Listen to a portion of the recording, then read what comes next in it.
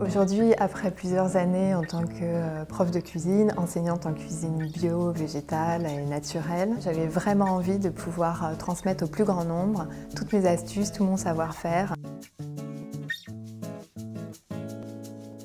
Donc moi, je fais une cuisine bio, végétale, locavore. Donc c'est ce que j'appelle une cuisine naturelle, même super naturelle. En cuisine, ce qui est primordial, c'est la joie. C'est la joie qu'on met dans ce qu'on est en train de faire. J'ai eu, il faut le dire, des modèles positifs, des gens qui cuisinaient sans recette, avec beaucoup de générosité. Et je pense que cette joie-là, cette liberté-là, elle est accessible à tous. C'est vraiment le fil conducteur de ce livre. On a l'impression qu'on va beaucoup se priver si on enlève les œufs, le beurre, etc.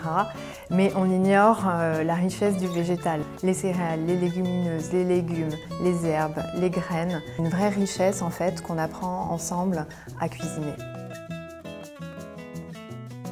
J'ai un gâteau au chocolat que j'appelle le fabuleux moelleux au chocolat qui contient de la compote de pommes pour remplacer les œufs. C'est très très simple. Et puis j'utilise de la farine de châtaigne ou de la farine de pois chiches qui conviennent parfaitement.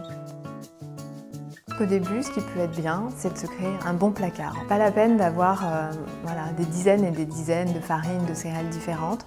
Quelques bons produits de base que l'on saura utiliser, qui ne vont pas rester des mois dans le placard.